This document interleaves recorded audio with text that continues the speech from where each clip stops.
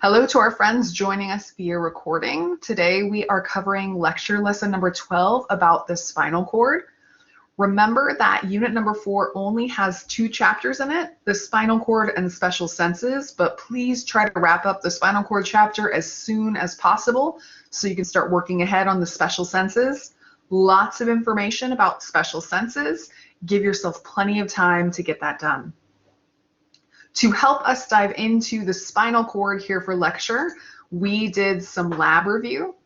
So when we are looking at the spinal cord or talking about the spinal cord, remember that we have some directional terms that help us to figure out where things are found in it. So let's start with a quick review.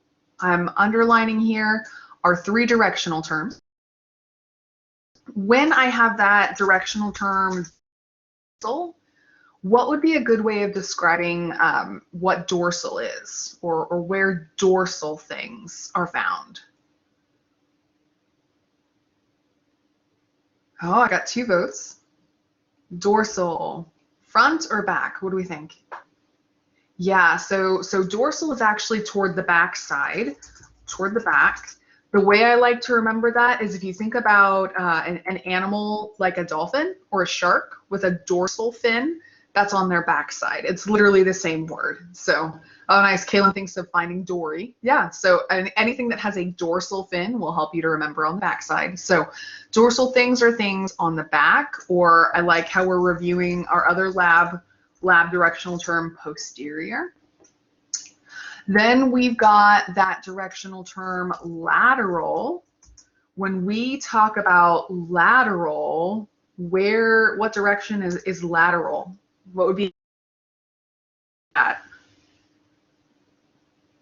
Yeah, so Kira gave us our technical definition, right? That it's away from the middle or away from the midline.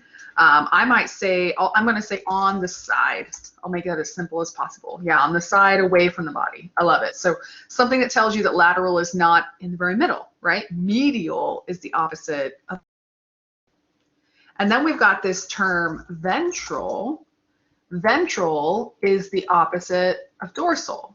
So ventral things are going to be on the front, So our technical anatomy word for ventral, our synonym for ventral, was anterior, right? So anterior and ventral, exactly the same thing. Dorsal and posterior, exactly the same thing. When we're looking at the spinal cord, whether it's a picture or a model, there was something that I told you always needed to find first to help you know if you are dorsal or ventral. What are we always looking for to help us know dorsal versus ventral? Yeah, Tien's a typing fiend.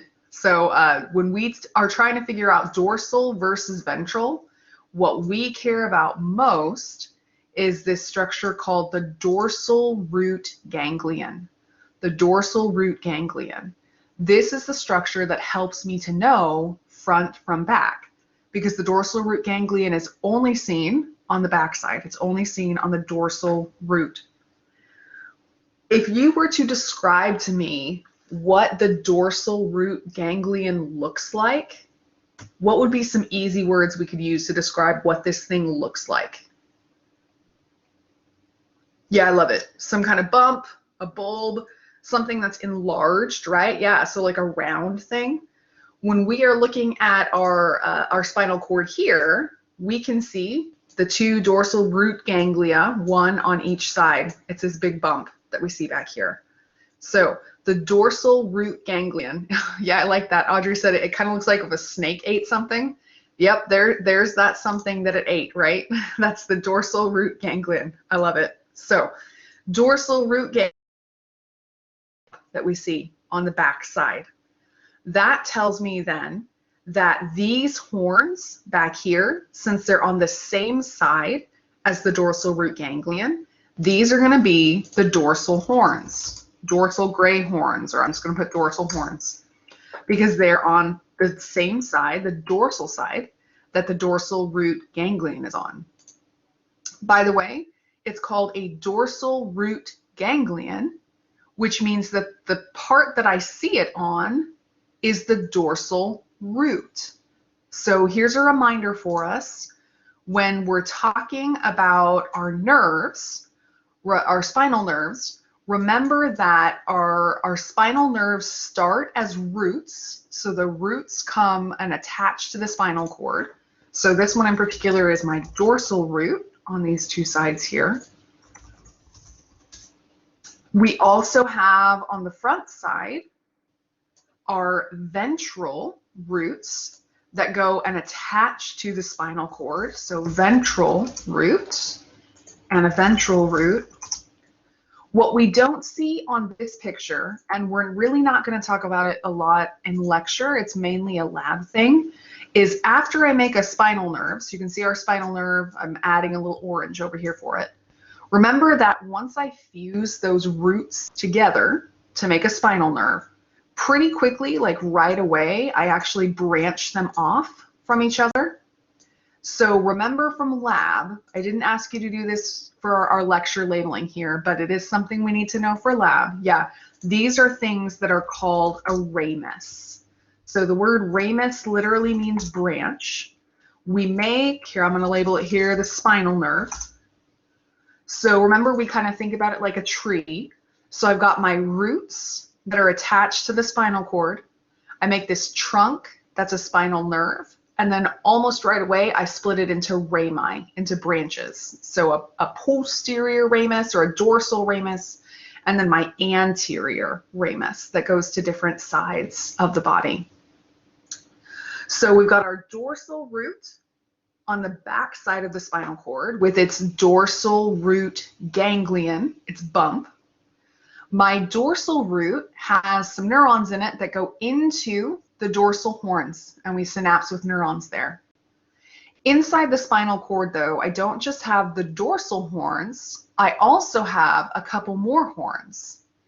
If I'm talking about this horn right here, which horn is this one that I see right here? Draw a little arrow for us. We're talking about this one and also this one. Yeah, so these are our lateral horns. Our lateral horn, absolutely. So the lateral horns on the side, which means then what we have left is our ventral horns in the front of the spinal cord, the ventral horns up there. The only other thing I asked you all to label, to remember, are those things called funiculi in lab, or they're called tracts here in lecture. Remember, like I told you in lab, it applies here in lecture too. Anywhere in this white matter of the spinal cord, we have tracts all over the place. I'll show you a picture later in our class today. So you can label the white matter tracts or the white matter funiculi anywhere in the white matter of the spinal cord. Literally everywhere we look in these white places, we'll see a bunch of funiculi there, or a bunch of tracts there. So there was our basic labeling. Remember that the other thing I asked you to do with your groups was to figure out who lives in these different places. So let's start here in our dorsal horns of the spinal cord. Do we remember from lab who lives in the dorsal horns of the spinal cord? Who's back here in these dorsal gray horns? Yeah, exactly. Several of us are chiming in. The type of neuron that lives in the dorsal gray horn are the interneurons. So in the dorsal horn, we have interneurons. I'll put that on here twice. So here in the dorsal horn, that's where those interneurons are.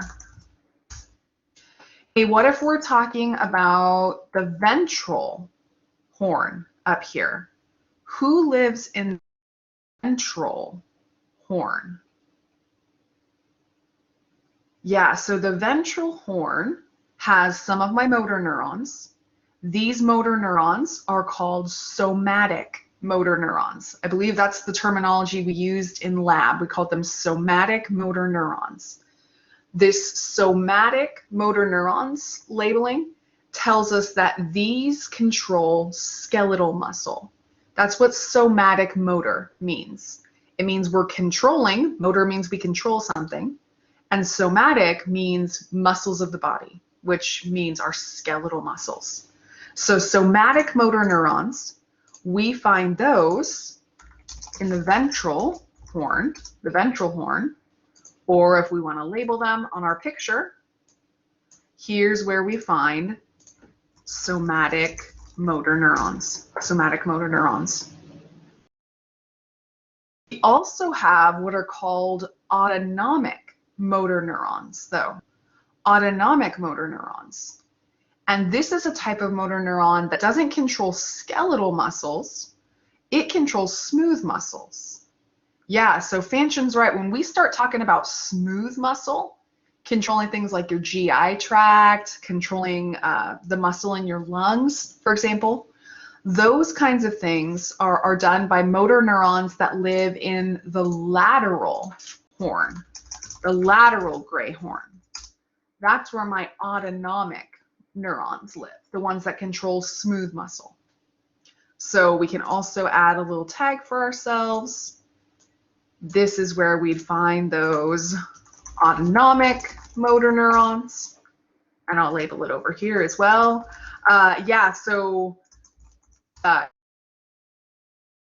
she's correct. The other kind of muscle tissue that autonomic motor neurons help to control is also cardiac muscle. Cardiac muscle as well. So we can add that to our list. The big idea with these autonomic motor neurons, I like to trade out autonomic for the word automatic. The ones that you don't think about them contracting, they do it on their own. That's where those directions come from. So from the lateral horn of the spinal cord, that's where we do all of our automatic muscle contractions. So that's the smooth muscle, that's the cardiac muscle. But if you're consciously deciding to contract a muscle, so to type me a message, to stand up in your chair or sit down, that skeletal muscle that you're moving to do that, and the kind of motor neurons that take care of that are what we call somatic motor neurons. So autonomic, that's cardiac muscle and smooth muscle. Those motor neurons live out here in the outer portion. Skeletal muscle tissue, they live here in the ventral horns. We've talked about the three horns, but we haven't given a home to our sensory neurons. Where do the sensory neurons live?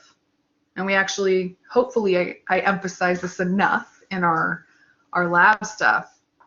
Yeah, exactly. My sensory neurons do not live in the spinal cord. They actually live outside of the spinal cord. So my sensory neurons live in those dorsal root ganglia. So they're going to live back here. This is going to be a sensory neuron here in these dorsal root ganglia, and we've got the same thing over here as well, sensory neuron. Remember from your lab packets that the reason we have these bumps back here, I'm going to try to draw it on here. Remember that we have unipolar neurons. My sensory neurons are unipolar neurons, and they kind of go like this. So they've got their little dendrites out here. The information comes in. Their cell body doesn't process it at all, but it lives here in the dorsal root ganglion. That's why there's a bump, because all the cell bodies are here. And then it sends its axon into the spinal cord, where we would find the interneuron, my processing neuron. That processing neuron figures out who we should talk to and sends those orders to the correct kind of motor neuron. Then our motor neuron is going to run out and go out to the body. So you've got a really great picture in, I believe, well, I think it showed up in both the nervous tissue packet and the spinal cord packet. In the spinal cord packet, we used that model to talk about a reflex arc. In the nervous tissue packet, we used that model to talk about the functional classifications and the structural classifications of neurons. So consider reviewing that. That would be a great complement to what we have here in lecture. The other thing that's going to help you out is this picture, or let me skip ahead here. This picture that you have in your lecture notes packet. What page are we on with this picture? Where do we find this picture in your packet? Okay, page 2, perfect. So right at the very near to the beginning of the packet. This picture outlines for you what we just talked about. So notice how we've got these sensory neurons that are bringing sensory information into the spinal cord. They're coming in my dorsal root. So here's my dorsal root ganglion. I've got my sensory neurons out here. Those sensory neurons bring information in, and they synapse with, or they talk to, interneurons that live in the dorsal horn. Now, I want to clarify something because this always, see how they've got abbreviations here for the kinds of information that are coming into these areas? Please always remember, let's underline, highlight, star this right here. How it says that there are interneurons that live in the dorsal horn. Please do not tell me that sensory neurons live here. We've got this labeled somatic sensory. That's telling me what kind of information the interneurons who live here are listening for. And this right here means visceral sensory. Visceral, it means from the organs or from the body. My interneurons who live here, they're listening for sensory information from your stomach, from your intestines or your lungs. My interneurons who live back here, they're listening for sensory information from your skin, for example, or from your muscles.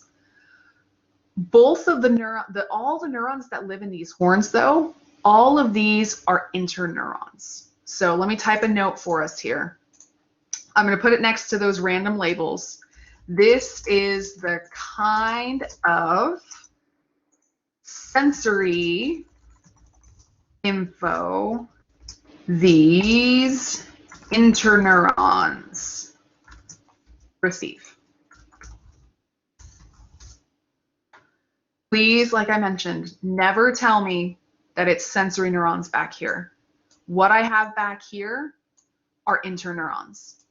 And those interneurons, there's two different kinds.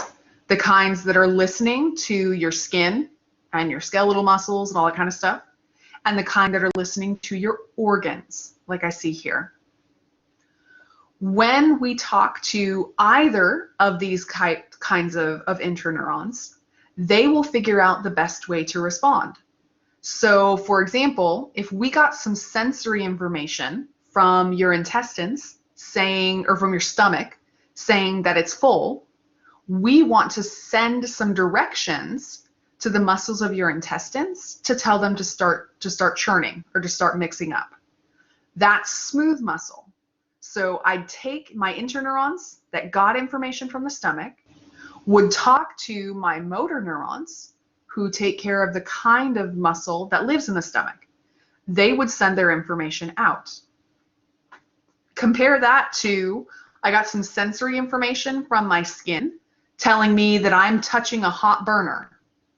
I don't need to activate my stomach if I'm touching a hot burner. I need to activate my skeletal muscles. I need to move that hand.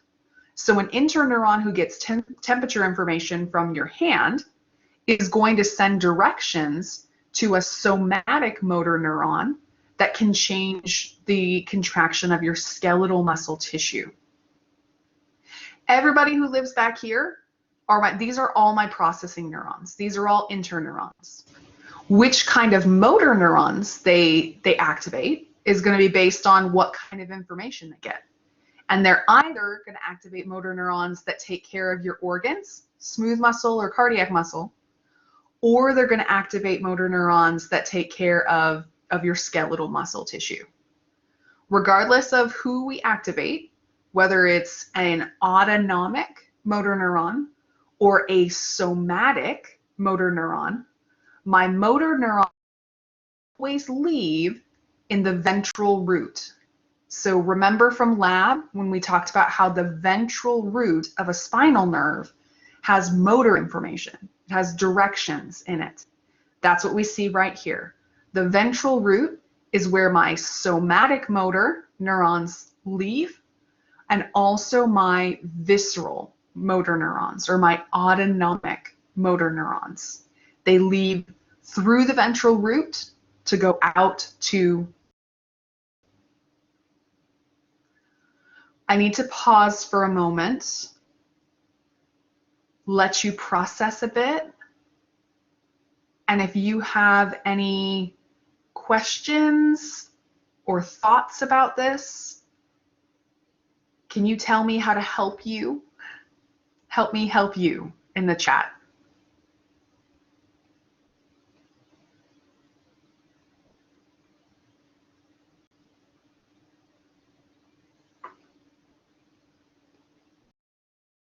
Okay, we're feeling pretty good. That's good. Let me see. Perfect. Okay. You have these critical thinking applications in your packet. So let's take a little bit of time to work through this activity together.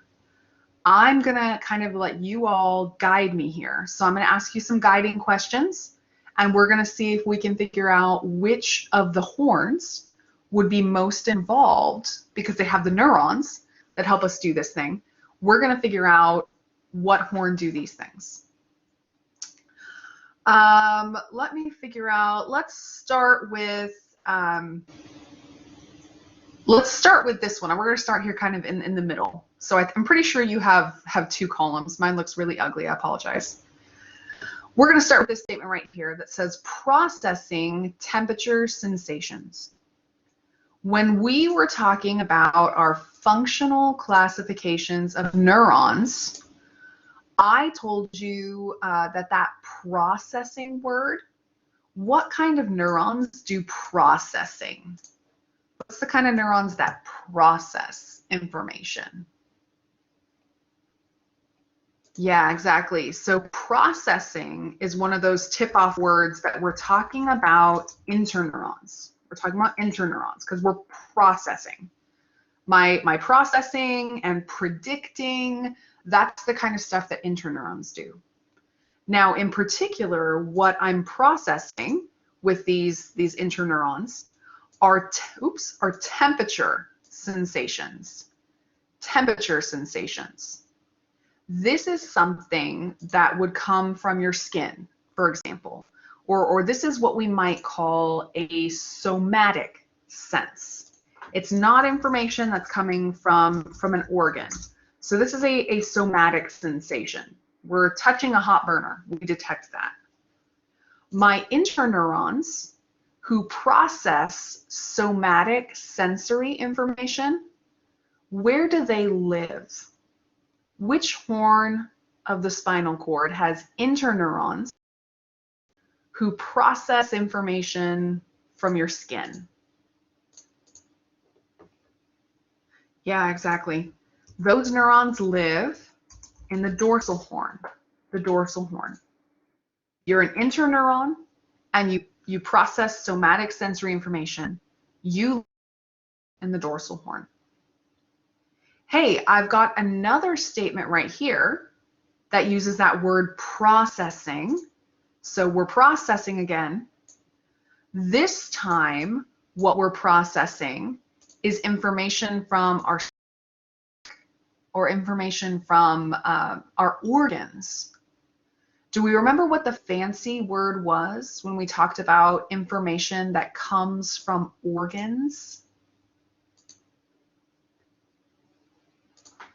Yeah, Kira's right for us. Information from organs is called visceral. Yeah, or Temiteo gave me my other word. My other word is autonomic. Either of those words are correct. So I am doing a visceral sensation or an autonomic sensation. I'm still processing it. So I'm still an interneuron. If I am an interneuron that processes visceral sensory information or autonomic sensory information, where do I live?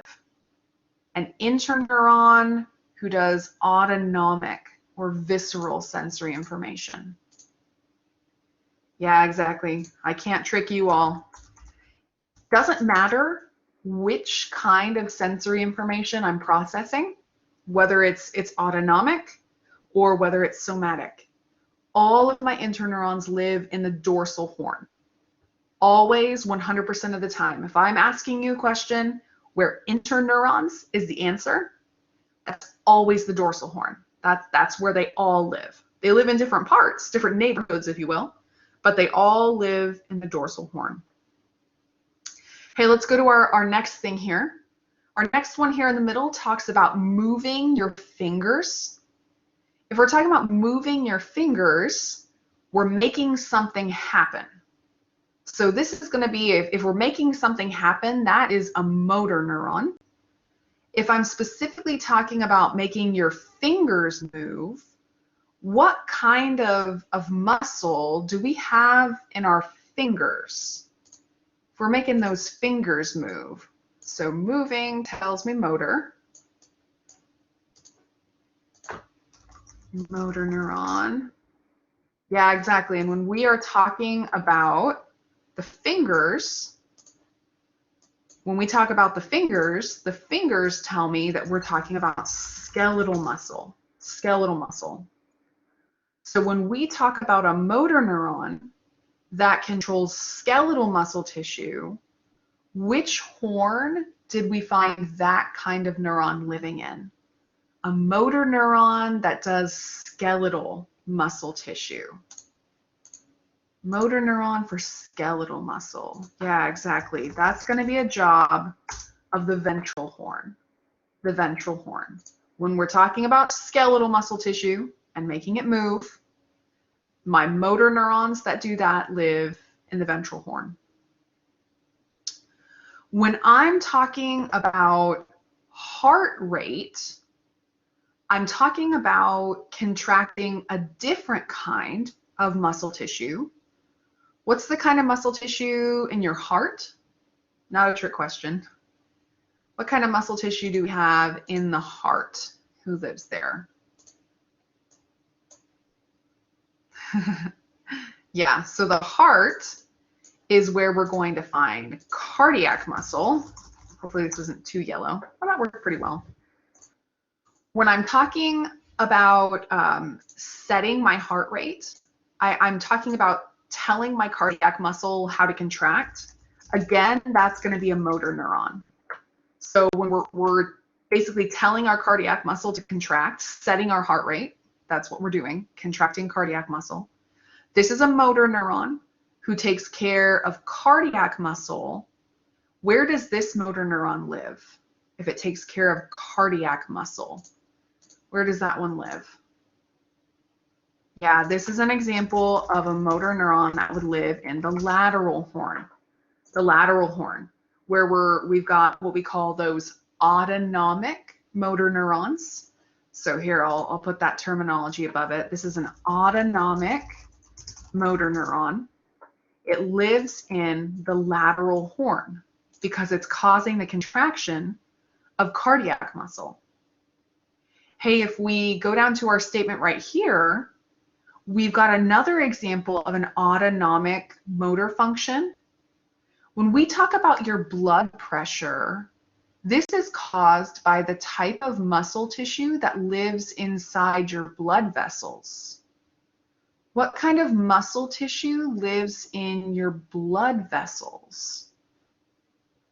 I'm going to underline blood pressure now. We're talking about blood vessels. Yeah, exactly. This is going to be smooth muscle. Smooth muscle. Smooth muscle is the kind of muscle inside your blood vessels.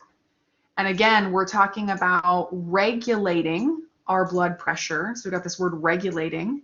We're essentially controlling how much we contract. So again, this is a motor neuron that's telling them how much to contract. So yeah, just like Temi Tango mentioned for us, we're looking at an autonomic motor neuron, And since we are an autonomic motor neuron, where do we live? What horn are we in again? Yep, exactly. We're still in the lateral horn. Still lateral because we're still autonomic. Hey, let's go to our last statement here. My key word is right here. When we talk about detecting, so if I use that key word, I'm running out of colors here. When I use the key word detecting, what functional classification of neurons do detecting? Yeah. Sensory neurons detect sensations. When I talk about sensory neurons, where do they live? Sensory neurons. What did we say before? Yeah, so this is an example of Dr. Ollis purposefully being tricky on you. Remember that sensory neurons don't live in a horn, right? Sensory neurons live in the dorsal root ganglion. The dorsal root ganglion. They do not live inside the spinal cord. Who lives in the spinal cord? Those interneurons that we talked about and the motor neurons that we talked about. But remember that sensory neurons do not live inside the spinal cord. So if we talk about detecting, receiving, perceiving, those are some of the kinds of words that we'd use for a sensory neuron. And always remember, sensory neurons don't live in the spinal cord. We don't find them there. We find them in the dorsal root ganglion. How do we feel about these statements? Thumbs up, thumbs down. What do we think?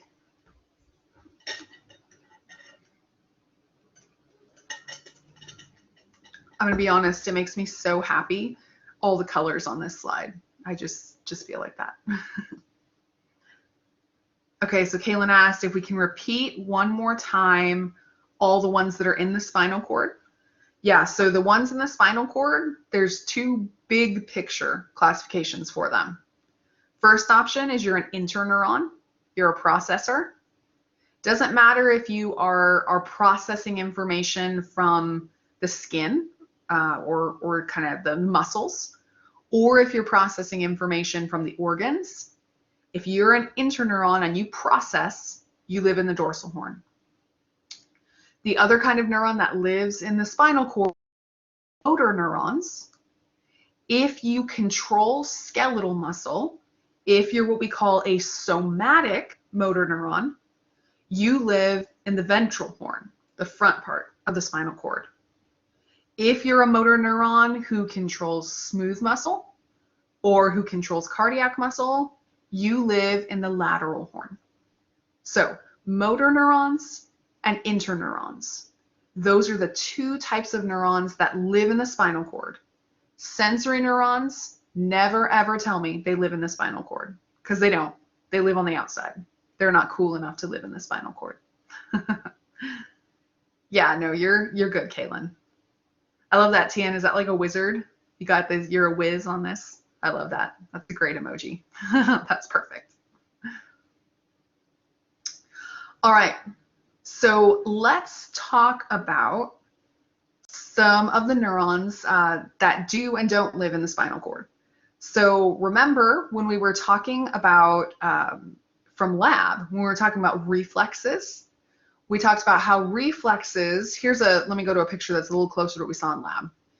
With reflexes, we've got some sensory information that comes into the spinal cord.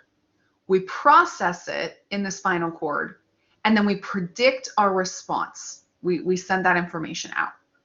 So general picture of a reflex, you've got great ones in the lab packets. Check that out. We're going to talk about, full disclosure, when we talk about reflexes in lecture, I am going to make you your reflexes. So we're not just going to talk about specific ones. I don't want you memorizing these pictures, for example. I want you to be able to use the picture to figure out some big picture ideas about reflexes. So let's back up. We're going to go through and talk about the ways to classify reflexes for a few specific reflexes. Here's my fair warning. I'm going to tell you now so you know it up front.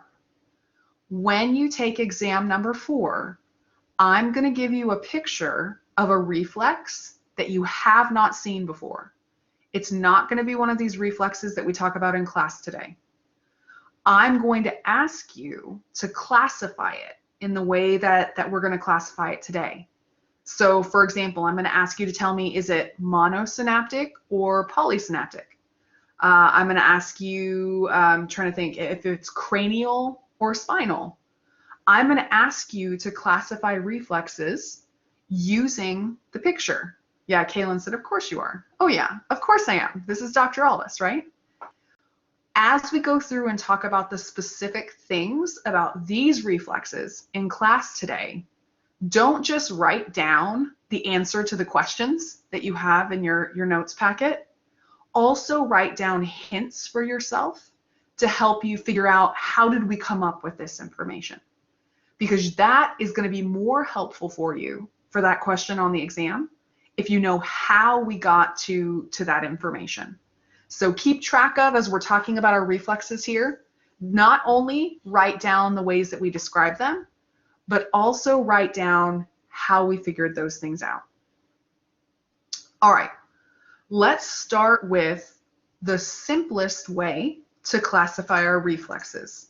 The most basic thing that we can do for classifying reflexes. Reflexes can either be a spinal reflex or a cranial reflex. This is the first way when you're studying reflexes, the first way you need to classify them is if they're a spinal reflex or a cranial reflex. I promise you, this is super easy for you to figure out from a picture of a reflex. The patellar reflex is an example of a spinal reflex. Can you tell me from the picture how I know that? How do I know that the patellar reflex is a spinal reflex? Yeah, exactly.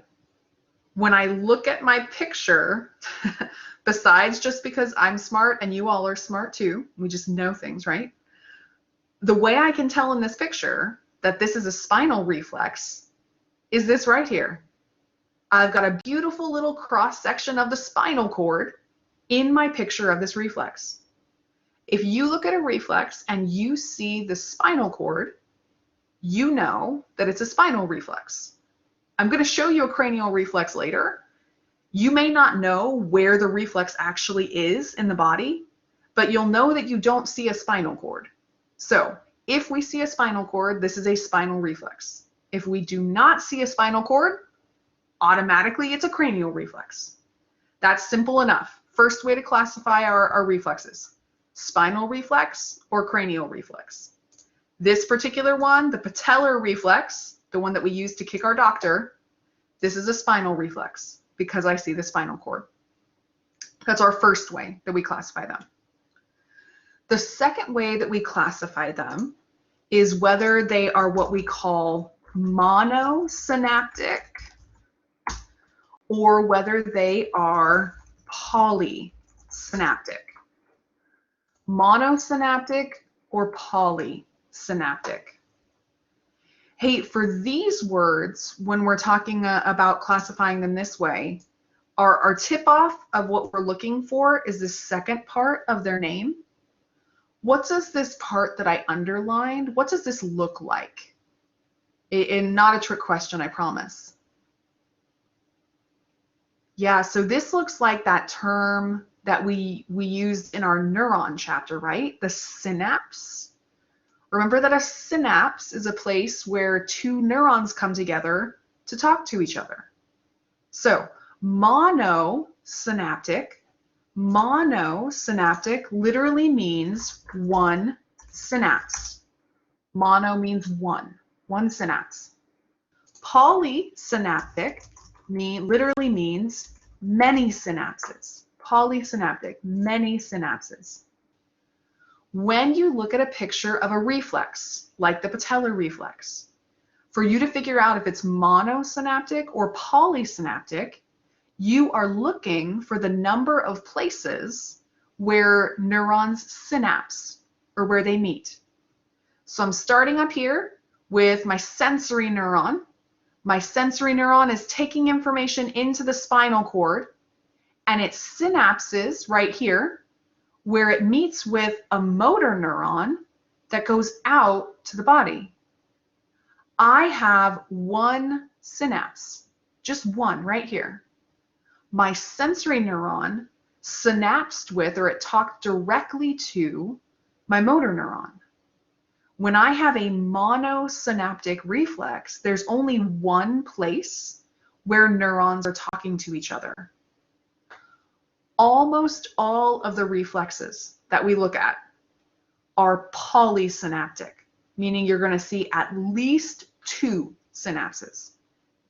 Literally the only monosynaptic reflex we're going to look at together is this one right here, the patellar reflex. The way I can tell it's monosynaptic, though, is I only have one synapse, one place where neurons talk to each other. So let's review. So far, we know that the patellar reflex is a spinal reflex. We know that because we can see the spinal cord. We also know that the patellar reflex is a monosynaptic reflex because I have one synapse, one place where my neurons meet with each other. The other thing that we need to know about our reflexes is if they are what we call ipsilateral or contralateral. Ipsilateral or contralateral. Did we talk about these words in lab? I can't remember if we actually talked about these words or not. I feel like we probably didn't. Yeah. So ipsilateral and contralateral, referring to sides, because remember, if something is lateral, it's toward a side. If we're talking about a reflex that is ipsilateral, this ipsi part right here, ipsilateral means it happens on the same side. Ipsilateral means same side, ipsilateral.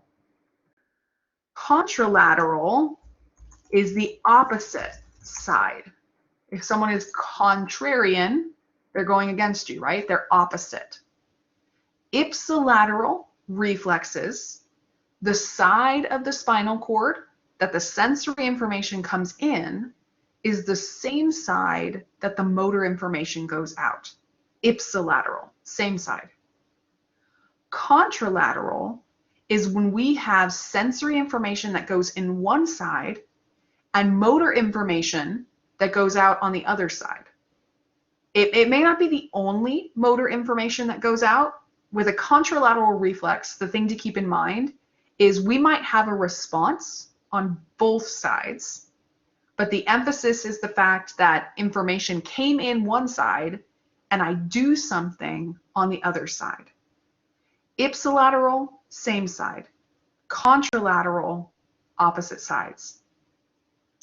When at my patellar reflex, based on the picture, do we think that this one is an ipsilateral reflex or a contralateral reflex? Based on what we can see in our picture, ipsilateral or contralateral? What do we think? Yeah, exactly. This is going to be an ipsilateral reflex. Ipsilateral. I can tell because notice here comes my sensory information and my motor information goes out the same side of the spinal cord. Ipsilateral. Hey, again, most of the reflexes that we're going to look at in class today are ipsilateral reflexes. It would not make a lot of sense for your doctor to tap your left knee and for you to kick them with your right knee. That wouldn't make a lot of sense. So the patellar reflex is an ipsilateral reflex. The side that the doctor taps is the same side that's going to kick. It would be funny, yes, that is true. It would be pretty funny, and you would probably scare your doctor if you did that. But it is, I guess, fortunately not the way the patellar reflex works. The one other thing you'll want to make sure that you know about the reflexes, and this is outlined in your guided lesson, is make sure you know what the stimulus is for these reflexes. So in the case of the patellar reflex, the stimulus that causes this reflex to happen is stretching.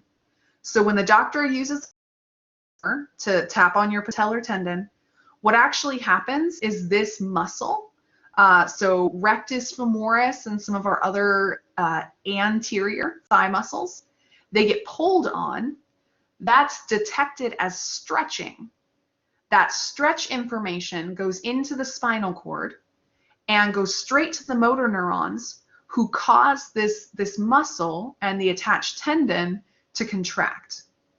The goal, big picture, with something like the patellar reflex, we want to make sure that this tendon doesn't stretch too far to the point where it would break. Now, obviously, tapping on your knee is not going to break your tendon, I hope. But if we were to be stretching it way too far, we could have some issues with this tendon. So big picture, why it exists, to make sure your tendon doesn't get too stretched out. Our muscles detect the stretching. It causes us to pull on it to make it less stretched. So the stimulus, the last thing for us to know about the patellar reflex, is stretching. When the muscle stretches, we contract it. Yeah, if we were to tear our tendon here, we would definitely need an orthopedic evaluation. That is correct. and we probably would not be walking for quite some time. All right, so let's summarize.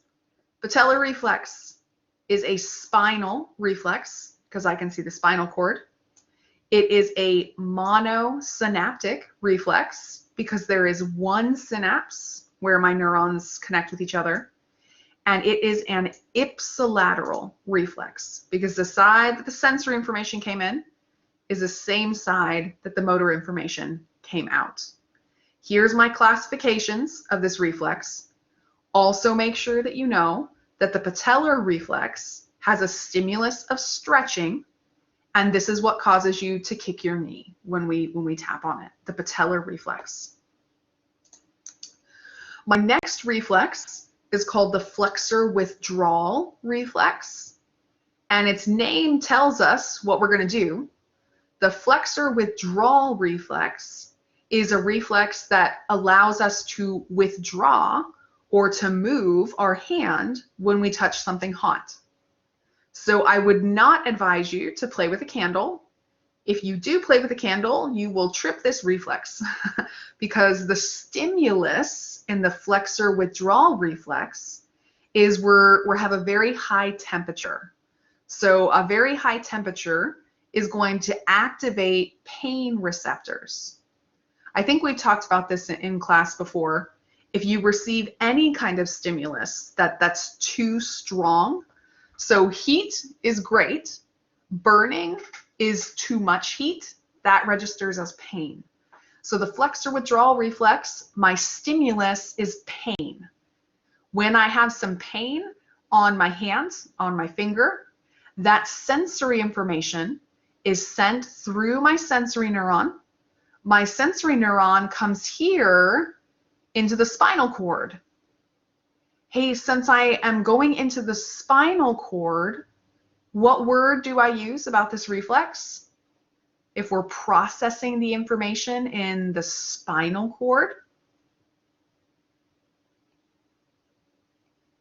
Yeah, you all are nervous. I promise you're right. Yeah, this is a spinal reflex because I'm processing here in the spinal cord. My sensory information went into the spinal cord. Hey, notice I've got 1 and 2 places where my neurons talk to each other. Yeah, so like Audrey mentioned in the chat, this is going to be a polysynaptic reflex because I have 2 synapses. And look, my sensory information came in this side. My motor information went out the same side. How do I classify this reflex with those lateral words? Are we ipsilateral or contralateral? Based on my picture here. Yeah, exactly. We're ipsilateral. Okay, so let's write down everything we said. We said that this is a spinal reflex. We said that this is polysynaptic. And we said that this is ipsilateral. Ipsilateral. Hey, I would like the record to state, I didn't tell you any of that stuff. You looked at this picture and you figured it out. We're going to do the exact same thing on the exam. We're going to use the picture, we're going to look over it, and use it to predict these kinds of words. With the flexor withdrawal reflex, remember the other thing that we said we needed to know about these reflexes is their stimulus. So the stimulus for the flexor withdrawal reflex is pain. If we feel some pain, we're going to withdraw our hand to make sure that we don't burn it, to make sure that we don't cut it. Anything that causes us pain, we're going to withdraw from that. The flexor withdrawal reflex. Hey, by the way, I'm going to back up one really fast. Remember that the patellar reflex, we said it only had 1 synapse, right? This was an example of a monosynaptic reflex. Here's something I want you to write down for yourself, and this is actually even on your picture, that it's a monosynaptic reflex. Here's the note I want you to write down. Monosynaptic reflexes, so these reflexes, monosynaptic reflexes have no interneurons. Monosynaptic reflexes have no interneurons. We go straight from our sensory neuron into our motor neuron. So if I tell you, if you've got a question on the homework assignment that says, we've got a reflex that has no interneuron, you know right away that's a monosynaptic reflex. If I have no interneuron, my sensory neuron is talking to my motor neuron directly. The opposite would be true too then. So if I tell you we've got a polysynaptic reflex, that tells you that we do have an interneuron. Do have an interneuron, at least one. Because to be polysynaptic, we have to have at least 2 synapses. If you have no interneuron, that's going to be monosynaptic. We're not going to process. We're just going to make something happen. And in fact, that's what makes the patellar reflex so fast. We don't do any processing. We just kick right away. Polysynaptic reflexes are going to take a little bit longer to happen because those we have to go from a sensory neuron to an interneuron, and from an interneuron to a motor neuron. So if I tell you there's no interneurons in this reflex, you know it's monosynaptic. If I tell you that it does have an interneuron, you know it's polysynaptic. I have to have an interneuron to have more than 1 synapse. So we go back to our polysynaptic one we were looking at, right? So here's that interneuron that's in between the sensory neuron and the motor neuron. It's going to process and predict what we should do. And in the case of the flexor withdrawal reflex, we should withdraw that finger to make sure we don't get hurt. The flexor withdrawal reflex. Hey, let's do another one. I'm going to give you a moment to look at our picture here. My first question, are we cranial or spinal? based on what we see in this picture, cranial or spinal? Yep, we are still spinal. This is another spinal reflex, okay? Are we monosynaptic or polysynaptic? Monosynaptic or poly? Yeah, we are very polysynaptic, right? Polysynaptic to the max. Let me point something out here. Here comes that sensory information. This one, by the way, it's called the crossed extensor reflex. I like to joke that this is the you stepped on a Lego reflex, or a nail too, for that matter. But you step on something sharp, that sensory information goes up into the spinal cord. Look at all the interneurons we're synapsing with. And then those interneurons are synapsing with motor neurons. We are absolutely polysynaptic. There is definitely more than one synapse here. Yeah, and Audrey mentioned for us our last classification word.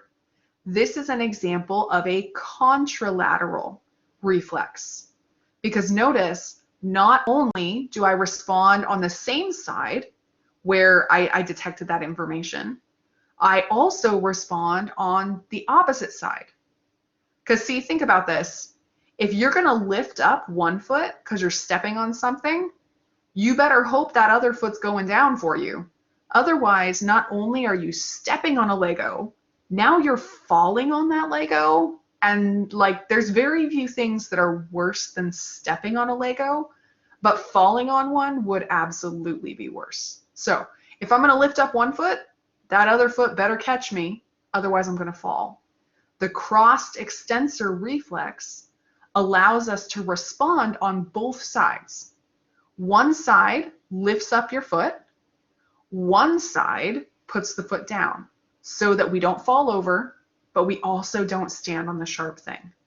The crossed extensor reflex is an example of a contralateral reflex, a contralateral reflex.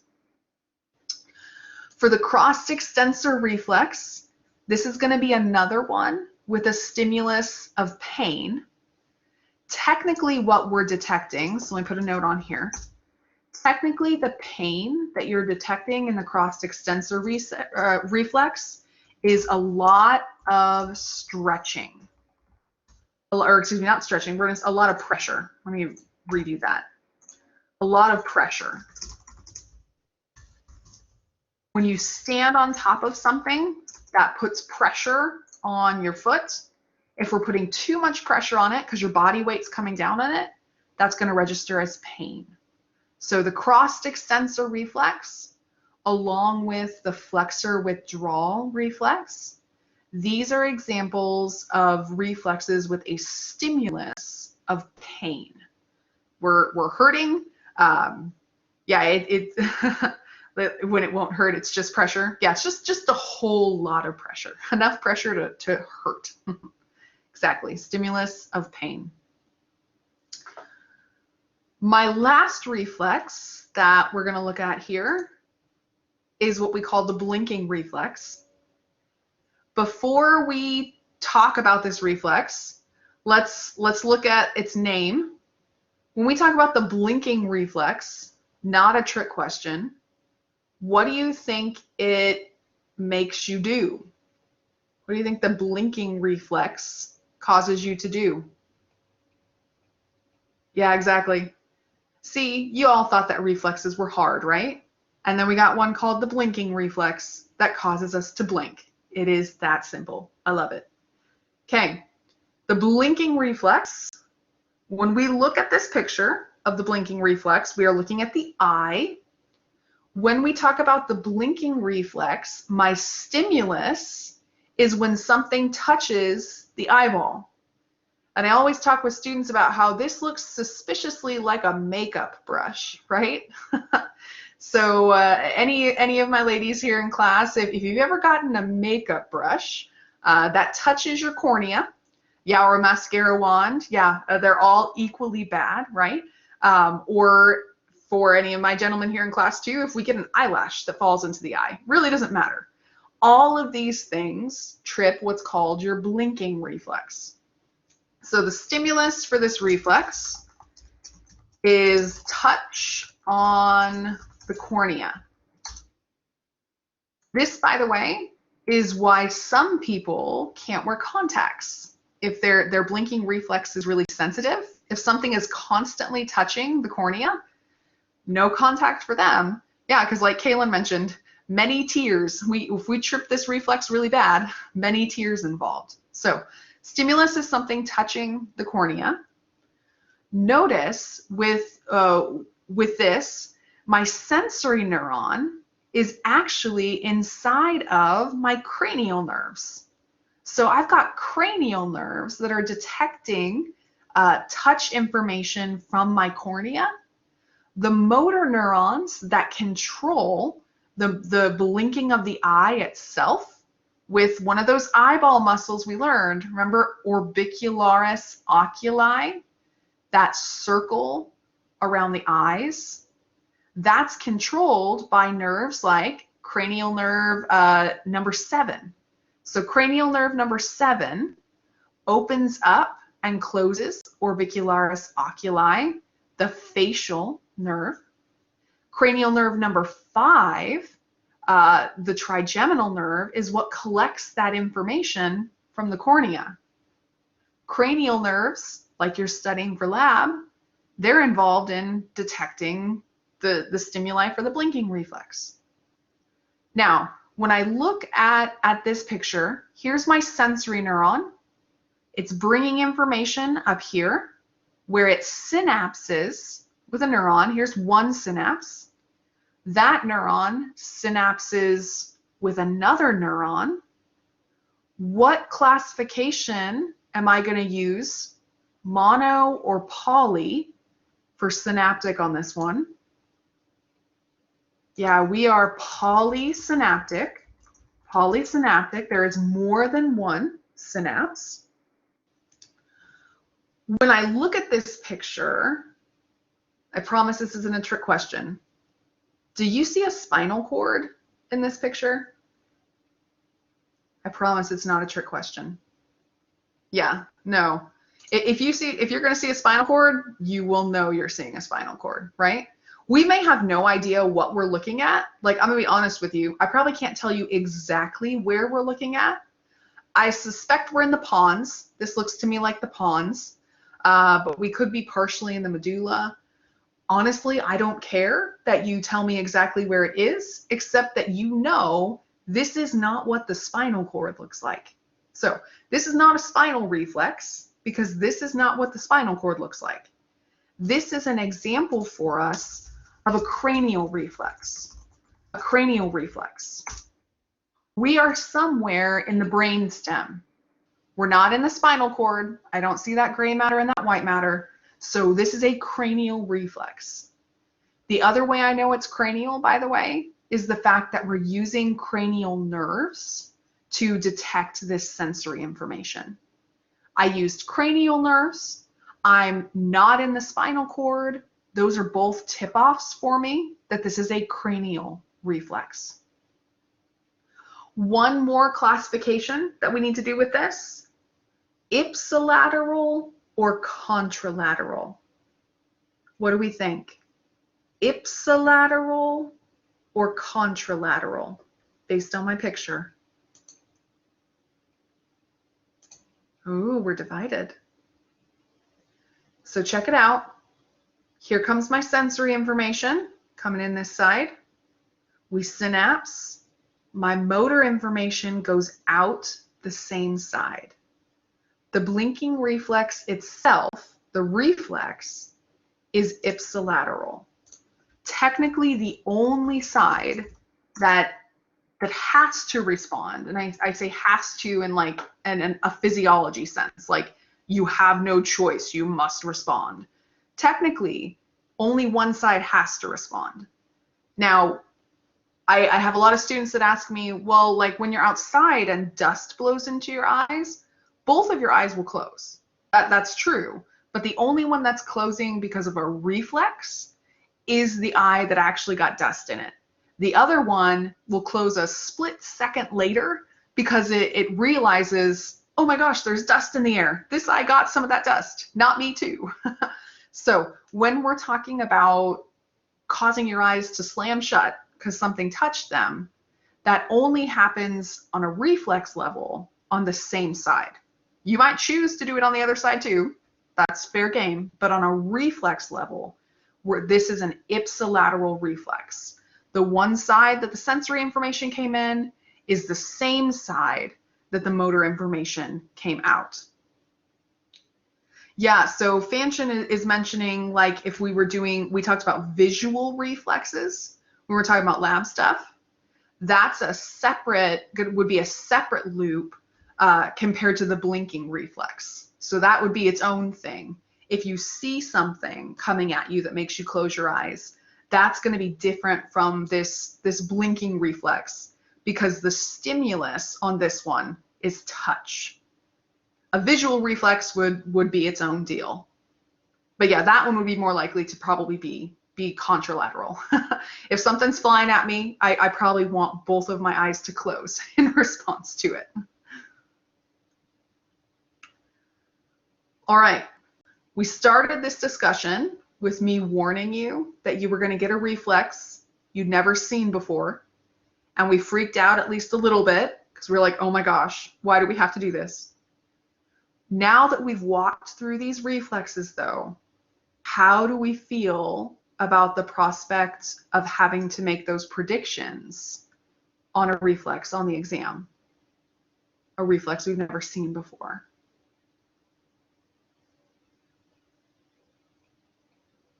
Awesome.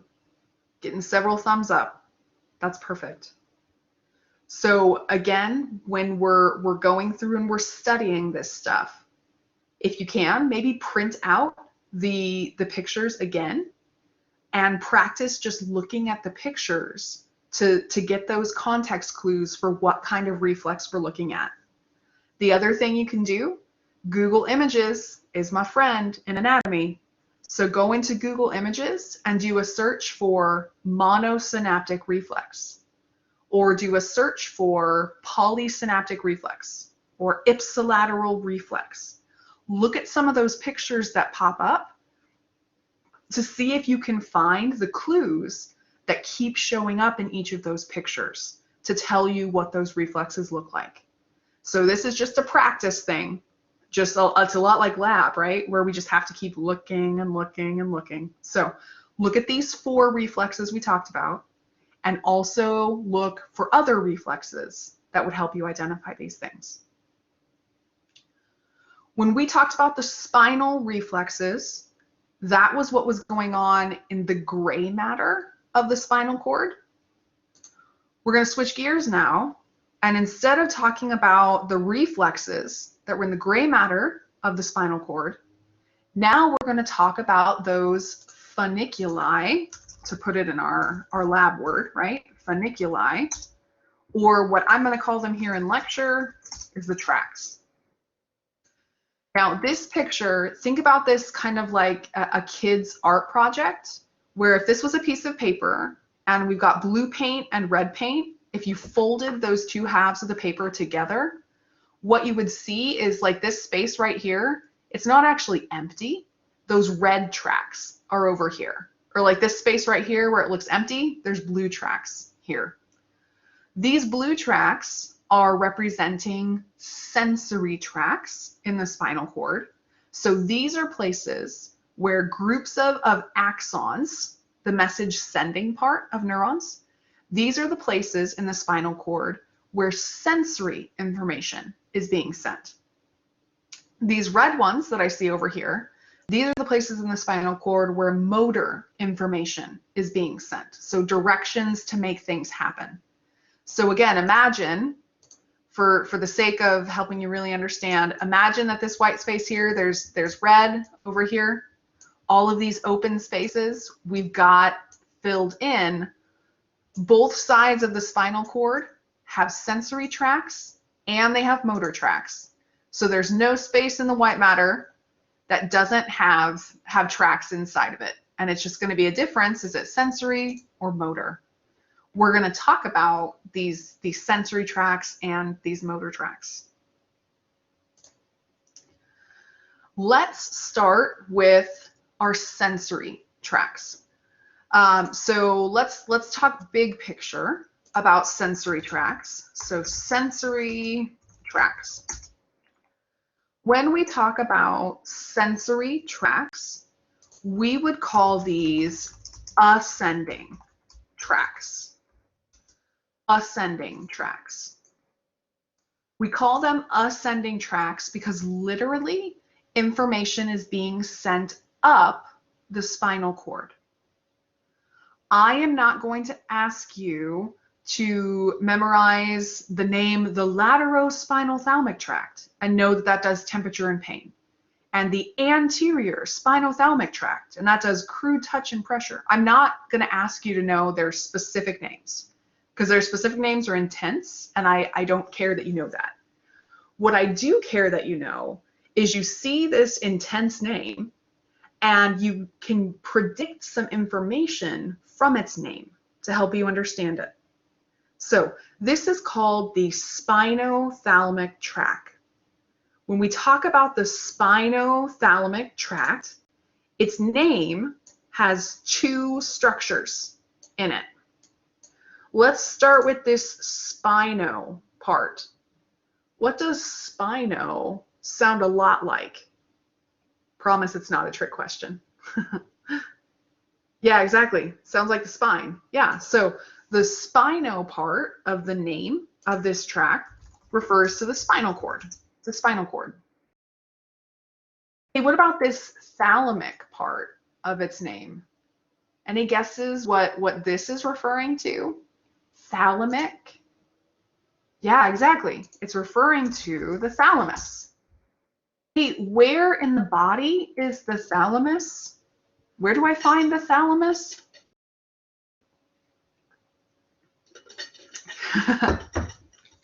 I love it. Yep, we find it in the brain. Or if you're Kaylin's child, you find it in the shin, right? So the thalamus is a structure in the brain.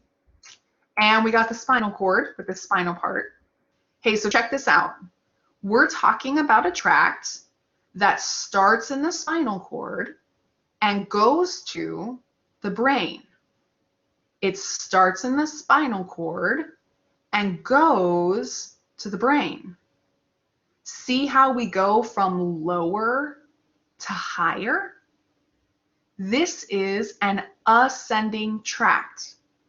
We start in the spinal cord, we go to the brain. I gave you the name of the tract, and if you split it into two parts, you can predict that this is an ascending tract. It's carrying information up because we know where it starts and we know where it ends. The only kind of information we're going to send up in the body is sensory information. Because see, when we talk about sending information down, then we're sending down directions to make something happen. Sensory information we always send up so we can process it. So if I have a tract that starts in the spinal cord and goes up to the thalamus, where I'll end up sorting it, ultimately, if I'm sending information up, the information I'm sending up is sensory information. When we talk about ascending tracts, or when we talk about sensory tracts, something you need to make sure that you know is that ascending tracts have 3 neurons. Ascending tracts have 3 neurons. This is an underline highlight star. Ascending tracts, the 3 neurons, it's super easy. They're called the first order neuron, the second order neuron, and the third order neuron. The first order neuron is the neuron that actually collects sensory information. So in my picture here of the spinothalamic tract, here's my first order neuron. This is going out to the body, so to the skin, for example, and it's collecting sensory information. The first order neuron is out in those places in your body collecting information. Its cell body, see it out here, lives in the dorsal root ganglion. The first order neuron synapses with an interneuron that lives in the dorsal horn. So my first order neuron is in a spinal nerve, and it synapses with the second order neuron that lives inside the dorsal horn. The information that the first order neuron brings to my second order neuron, the second order neuron freaks out and says, this is above my pay grade, literally. I have to send this information up. So my second order neuron can't process it. It doesn't know what to do with it. It just jumps out into the white matter of the spinal cord and travels all the way up to the thalamus. See, the second order neuron doesn't know what to do with the information that it has, but it knows that the neurons who live in the thalamus, my third order neurons, it knows that those neurons can send that information where it needs to go. So my second order neuron starts in the dorsal horn, hops out into the tract, into the white matter, and travels up to the thalamus. In the thalamus, it synapses with the third order neuron that takes that information out where it needs to go. The Spinothalamic Tract collects information like temperature or pain, touch sensations. Remember that the thalamus was that thing that we said sorted sensations. So when we were looking at a picture of someone thinking on that fMRI, remember how all the different parts of the brain lit up? Or like when they were listening or when they were seeing something, how information lit up different parts of the brain. When we talk about the third order neuron that's up here in the thalamus, think about its job as sorting that information to the right place. My second order neuron sends that information up, says, I don't know what to do with this, but third order neuron, you do know. So the third order neuron sends it where it needs to go. Yeah, I like that idea that Fanshin put in the chat for us. She said you could think about the second order neuron kind of like a secretary. So first order neuron is the phone call that comes in and says, I need to talk to the boss. Secretary says, okay, that's above my pay grade. I can't talk to you. Sends that information up to the boss, the third order neuron that's going to process it and deal with it. I like that. So let's reiterate what we do and don't need to know about this. First thing we need to know, when I see this name spinothalamic, I need to know that this is an ascending tract. I don't want you to memorize that it's an ascending tract. What I do want you to memorize is spino means we start in the spinal cord, and thalamic means we end in the thalamus. Spinothalamic, from the spinal cord to the brain. This is an ascending tract. That's the first thing we need to know. Second thing we need to know, ascending tracts are sensory tracts. We only send sensory information up. Third thing we need to know is if we're in an ascending tract, if we're in a sensory tract, we have 3 neurons. First order, second order, and third order neurons. 3 neurons in these tracts. That third order neuron starts in the thalamus. Its name tells me that. That's how I get the information where it needs to go. My second order neuron is the one that lives in the tract, lives in the white matter. My first order neuron is the one that collects the sensory information that I'm shooting up. The only thing you need to know, I see how we have listed here 2 different spinothalamic tracts. The first thing you need to know is that the different spinothalamic tracts, they carry different information. I don't want you to memorize which kinds of information they carry, But do know that I send up touch information in a different place than I send up temperature information. Just know that different tracts carry different kinds of information. The other thing I want you to know is kind of a lab-related thing. See how this one is called the anterior spinothalamic tract, and this one is called the lateral spinothalamic tract? This is directional terms, 101, way back to the first week of lab. The lateral spinothalamic tract is the one that's more lateral.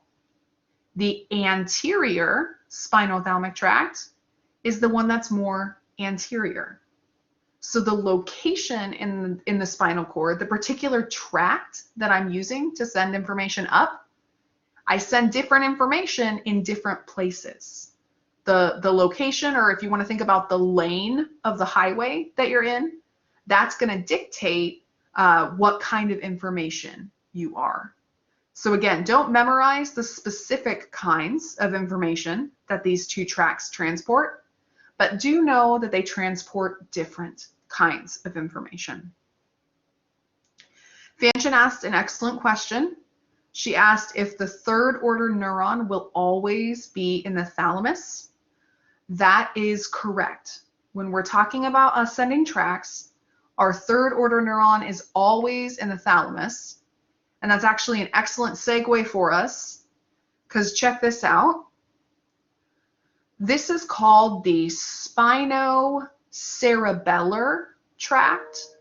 The spinocerebellar tract. Hey, not a trick question. What did this spino part mean again? What did spino mean in my other tract? Because it's the same thing here. Yep, so it still means the spinal cord. We're still starting in the spine region. What do you think cerebellar means? Cerebellar. Yeah, exactly. Cerebellar means the cerebellum. Hey, the spinocerebellar tract is another ascending tract. We start in the spinal cord and we go to the cerebellum. But check this out. Here's my first order neuron. Here's my second order neuron. I don't have a third order neuron in the spinocerebellar tract. Why not? What might be the reason that I don't have a third order neuron?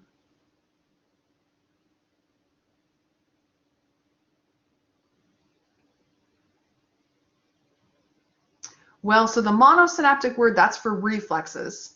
That's a good correlation to make. I think it was Fanchen. You asked me a question about the third order neuron. What did you ask me about the third order neuron, Fanchen?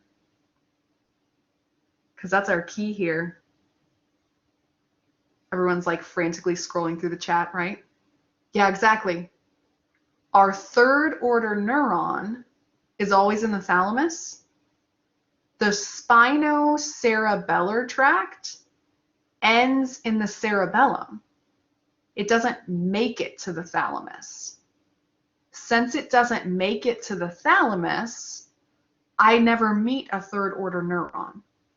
So the spinocerebellar tract is an exception to our rule that ascending tracts have 3 neurons.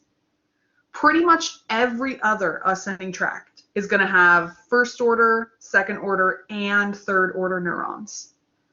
But if we don't make it to the brain, if we only make it to the cerebellum, we're not all the way up there, we're not going to have a third order neuron. So the spinocerebellar tract starts in the spinal cord, goes to the cerebellum. Because we don't make it up to the thalamus, we only have 2 neurons. Notice my sensory information comes in. This information, by the way, it's called proprioceptors. This is stretch information. So I'm sending information about what's happening with my neurons, or my muscles, how stretched out they are, how contracted they are. That kind of stretching information, I send it into the spinal cord. The interneuron says, nope, above my pay grade, jumps out into the spinocerebellar tract, so into the part of the white matter that is a superhighway up to the cerebellum. That information will synapse with neurons that live in the cerebellum to help you with coordination. Remember, that was the job of the cerebellum, right? To make you not look like a drunk person. So we collect information from your muscles. We send it up the spinocerebellar tract, that lane on the highway, up to the cerebellum. I don't have a third order neuron to sort it somewhere. It just meets the cerebellum neurons there. We can still tell, though, from the name of this tract, that it's an ascending tract. We go from the spinal cord to the cerebellum. It's an ascending tract. And if it's an ascending tract, we know that it is a sensory tract. We're also learning about descending tracts in this lesson. Descending tracts are when we send information down. Here's an example of a descending tract. So we've pretty much talked about this one ad nauseum. We're all tired of this, but I'm going to ask you one more time because it's my job. What do you think that spinal part of the name of the corticospinal tract means?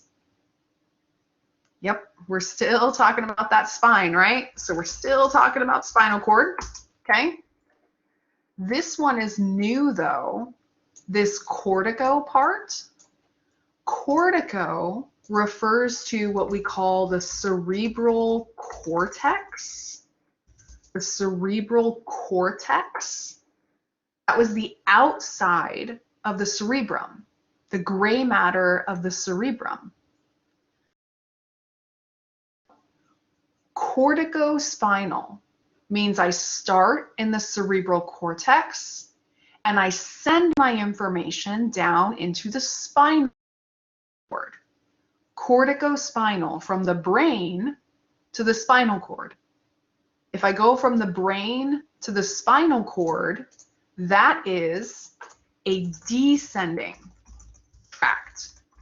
A descending tract. Descending tracts are motor tracts.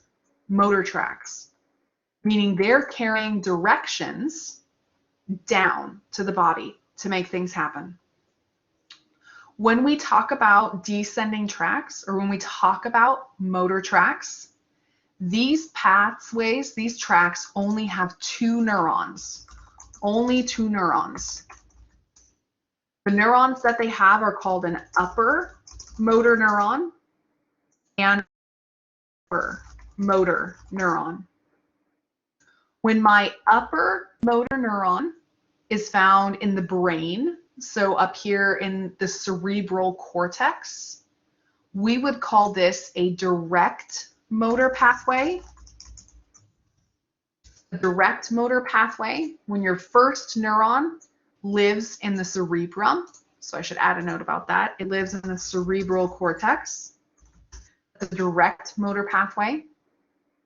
If that neuron happens to live in the brain stem, as we're going to see in a moment, we live in the brain stem, so that's places like the midbrain or the pons or the medulla. If you live in those places, that's an indirect motor pathway. An indirect motor pathway. So I've got two neurons. Neuron either lives in the cerebral cortex, if we're the corticospinal tract, or it's going to live somewhere in the brain stem, if we're a different tract, like we'll see in a moment. But that would make it indirect if it lived in the brain stem, whereas it would be direct if it lives in the cerebral cortex. So my upper motor neuron, this is who decides what we're going to do, sends that information down through descending tracts. It's then going to synapse with the lower motor neuron, which is what leaves the spinal cord out of that ventral horn. So to go out to my skeletal muscle tissue, that's where my lower motor neuron is. Upper motor neuron in the brain, lower motor neuron in the spinal cord leaving. Hey, by the way, here's a wink, wink, nudge, nudge. We're talking about descending tracts right here. In your mind, you should always link together descending tracts with upper motor neurons and lower motor neurons. You should never tell me that a descending tract has a first order neuron or a second order neuron or a third order neuron. You should never tell me that these kind of neurons are in a descending tract. These kind of neurons are only found in ascending tracts. And for that matter, you should never tell me that I've got an upper motor neuron in an ascending tract. And you should never tell me that I have a lower motor neuron in an ascending tract.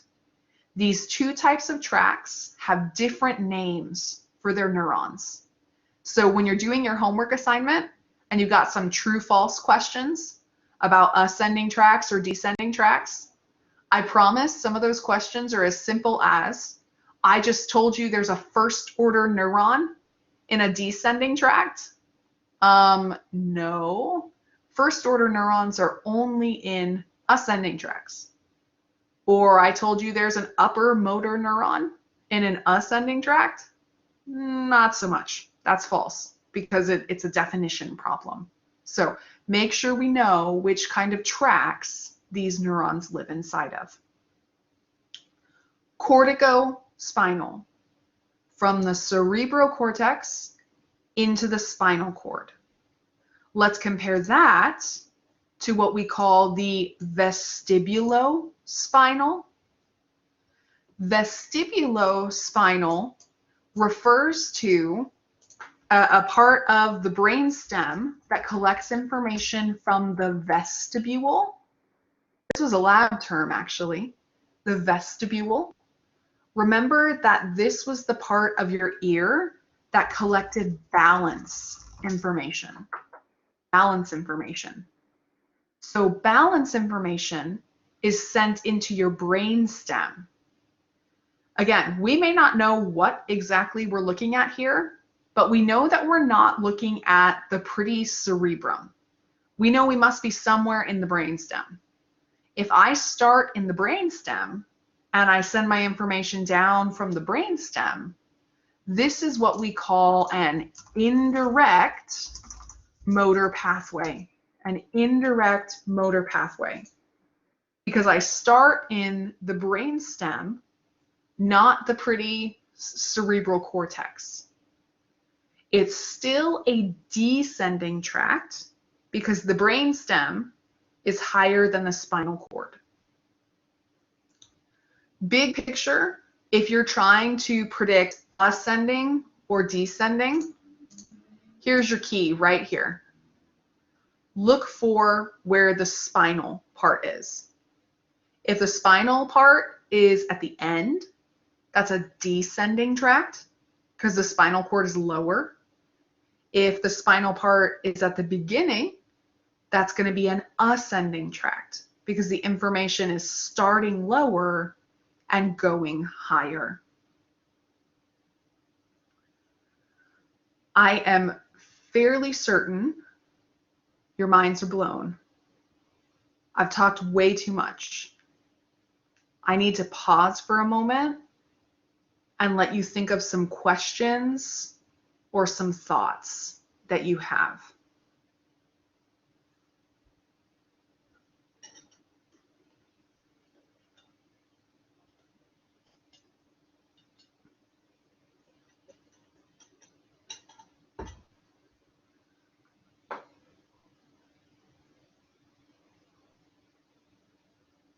Okay, let's change my tact here. Shoot me an emoji. How do we feel right now about tracks? It doesn't have to be thumbs up. It's okay if it's not. A couple of us are. Yeah, mind blown. Yep. process is my advice for you. Take some time to really think about this and come up with your own ways to describe these things. I am absolutely going to post our video for us. You've got that guided lesson. Use those things to help you predict things about these tracts. Yeah, Carissa asked a great question. Let me see if our classmates caught it. When we talk about the vestibulospinal tract, did we say that this one was direct or indirect? What kind of tract was this one? The vestibulospinal tract. Yeah, exactly. This is an example of an indirect motor pathway, because notice how we're starting in the brainstem. We're not starting up in the cerebral cortex. If it's a direct motor pathway, you will see it starting in the brain. If it's an indirect motor pathway, we might have no idea where we're starting. Some mess in the brainstem somewhere, that's all we really know.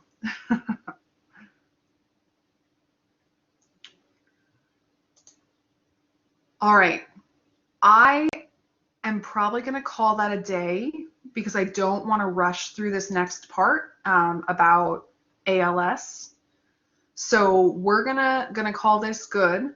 I need to set the schedule for sure for next week, but I suspect that I will host an extra lecture class on Monday to try to wrap number 12 up, so that by the time we meet for lecture on Thursday, we can just dive right into number 13.